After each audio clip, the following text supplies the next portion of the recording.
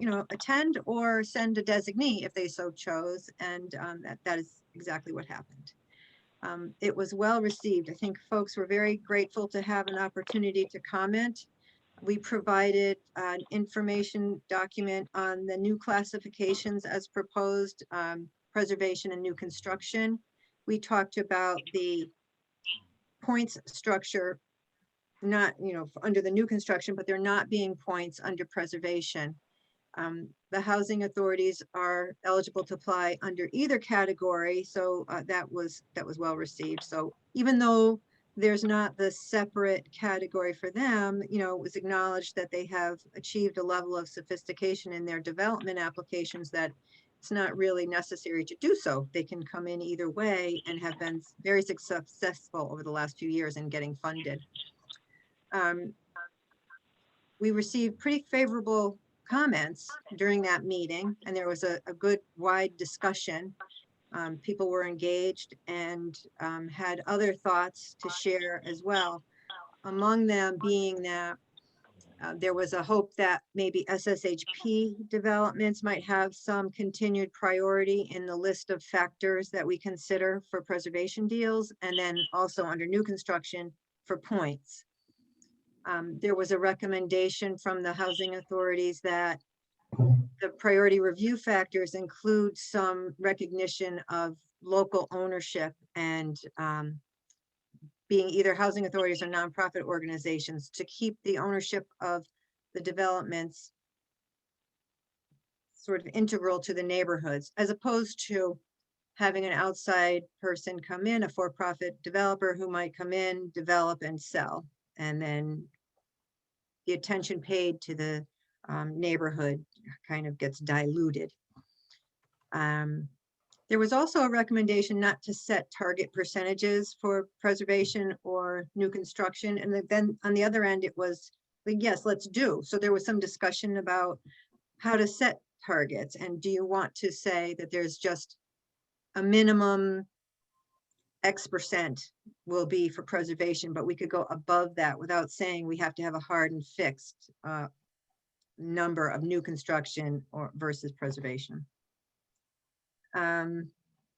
There was a request to consider maybe a different path for housing authorities that have phased developments, so that there wouldn't be an uncertainty over the future of the subsequent phases after one is awarded. And lastly, I think that the other big main takeaway was for CHAFA to consider how they would look at a preservation deal that had the opportunity to add new units. Would it be considered new construction or would it be considered preservation?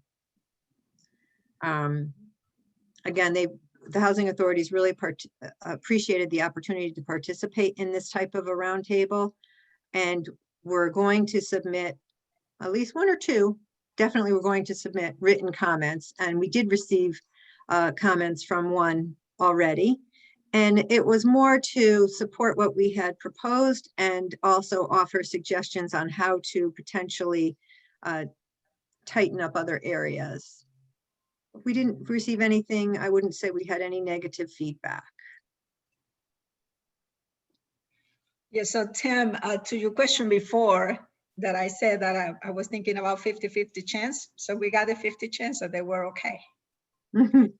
with some of the comments that were good comments. Actually, it was a good conversation, and I think even the Housing Authority from Stanford, they sent a written comments, and I read them, and basically was the same as we discussed, providing support to what we're trying to do. I think if I read it really quick, but Terry and Anthony, you can add a little more.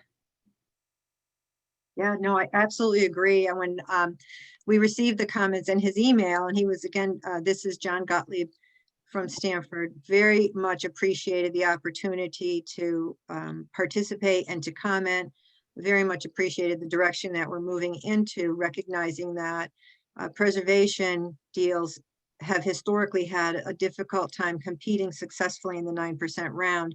And yet there is a tremendous amount of work that needs to be done. So he reiterated some of the points that I just mentioned, on how to allocate the points. I'm sorry, the split between preservation and new construction. You know, whether you want to have 25-75, 35-65, or just have a minimum for preservation and say everything else could be either or. You know, if you were to set a certain number or a certain percentage that you want to have for preservation. He also was very supportive of the idea of prioritizing applicant groups from the community, as opposed to, you know, he said it's very difficult for a nonprofit or the housing authority applicant to compete with the machines of the very large for-profit developers that can come in with huge staffs, put together an application, push everything through very successfully, but then they're out. Now, you know, no one's saying that this is specific to any one particular developer, but just a concept that they would like to see us embrace. So yeah, and Terry, to that end, Adam from Norwalk, they want to be able to do developments because they are forced to be partners because of the experience, and the board is trying to create or build that capacity. So we're thinking ways to offer capacity building, especially to create if they are doing property management and asset management, and they wouldn't be able to score high enough. So I think that overall was a good meeting. It was a very positive. agreed. So it's Tim Hodges, one Terry and Nandini. I want to commend you guys on doing this. I think, you know, listen, we're not going to ever make everyone 100% happy, right? But I think the fact that the housing authorities felt as though they were part of the process and that you listened to some of their feedback, I think always goes a long way. So again, I want to commend you on that. I am curious because you said you had 4 or 5, you know, and we probably only have that many in the state that are very strong. How about the other, you know, 45 though? Any sense of what their reaction is going to be to this? You think it's going to be positive? Is it negative? Is it still 50-50, or just not necessarily interested at all? So to the small housing authorities, the other ones that have not, and actually we are doing preservation with many of them, and ConAro, we met with them and we set up a kind of a plan in providing resources and capital resources to those organizations that need it the most. So actually they are working in collaboration and looking at projects, not come and compete for some of the resources from DOH or for tax credits. And they are planning. So the ones, another ones that have most capacity and can bring an application and spend X amount of money is the ones that we agreed to have through the capital need assessment, to consider those that need more help immediately than those that can put an application and just do a development. So that we're working well with them. So to the big housing authorities, I said to them that I had a dream, is that we can coordinate their developments. And so that there are some of them that are ready to proceed. So to look at the overall a comprehensive plan, looking at the projects, where are they? So that instead of competing for the resources and then keep accumulating resources, because we have some housing authorities that have 5 projects, and they have some that have been there for a year or 2 and they're not moving because they're applying for other projects. And then holding those resources, and the other housing authorities that have projects ready to go, sometimes the competition doesn't get there. So that's one thing that I mentioned to them, and I think we should continue that conversation in how we can coordinate with them too. Yeah, no, I think that's a great idea. We talked about that a little bit before in terms of prioritizing. And my only other question is, and I don't remember, maybe Rob might be the best person to answer this, but I recall that there was some push to allow housing authorities to go out of their territory, for lack of a better term. Is that still something that's on the table, or is that not even moving forward? Probably not the best one, but maybe the active legislation. I don't know, Sarah, if you can. Yeah, is the legislation right now that is being considered by the legislators, so we don't know yet. There were public hearings already.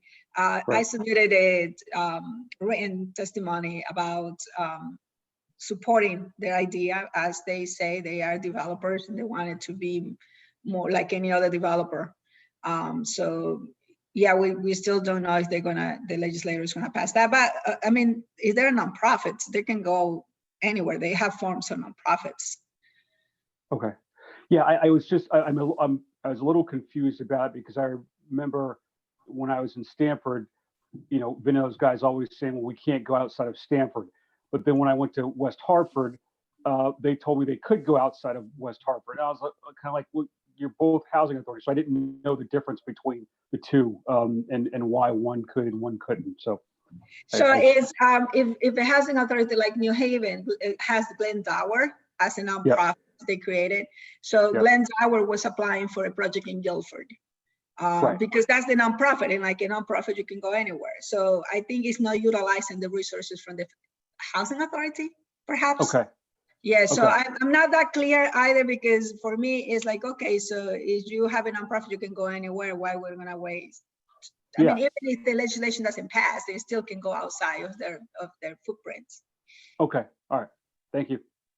Yeah, I think I would just note too that as we talked about in the last meeting, the sort of handful of housing authorities that are really doing development in a big way and or have the nonprofits that the commissioner just talked about that have basically created a spin-off, development arm are going to be eligible to, are going to get a little boost under that, that nonprofit set aside that we have in there, assuming we move forward with that. So that also speaks to some of the concern that we talked about, or someone raised, I think it was Terry brought up, that the PHAs brought up, about them competing with these, with the larger, more corporate entities. And again, if they're doing development, they have this nonprofit, they're a nonprofit, they have a nonprofit development arm, they're gonna get a slight boost out of that anyway. So I'm just note that too, but thank you for having the meeting. And also thank you to Tim for encouraging that meeting. It sounds like it was a good meeting and a really good idea to do that.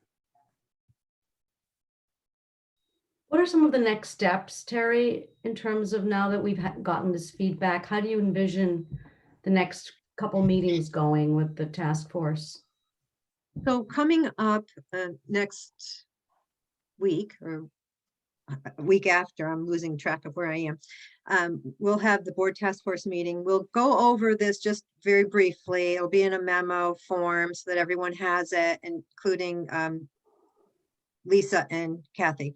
But at the same time, we want to move forward and decide the weighting of the current categories for points for new construction, and also to make some decisions around the opportunity mapping and the points that will be associated with that.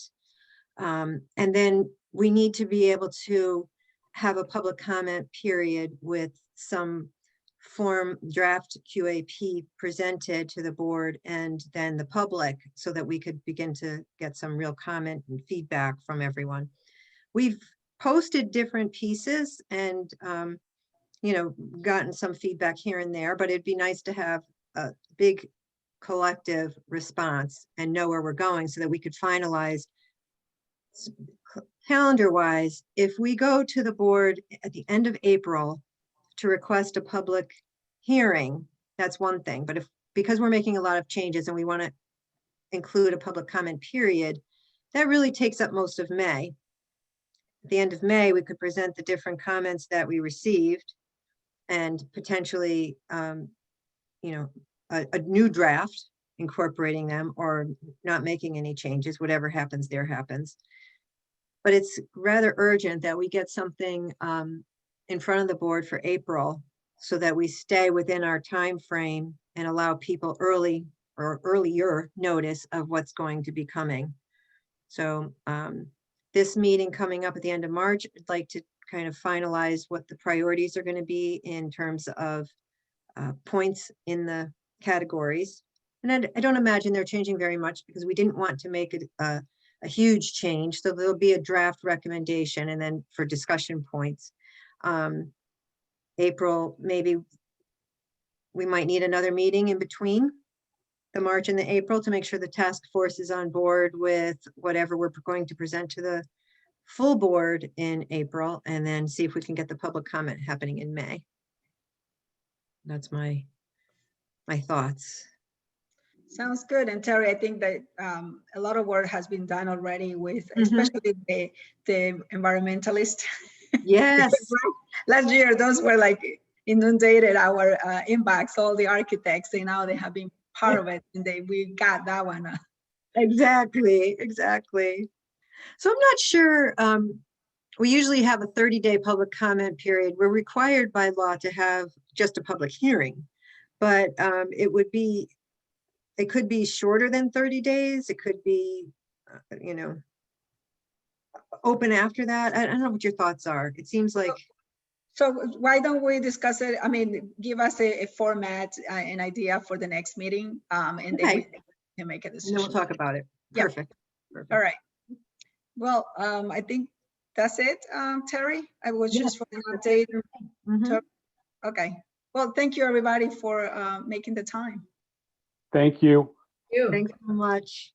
Thanks, Bye-bye. everyone. All right. Bye, everyone.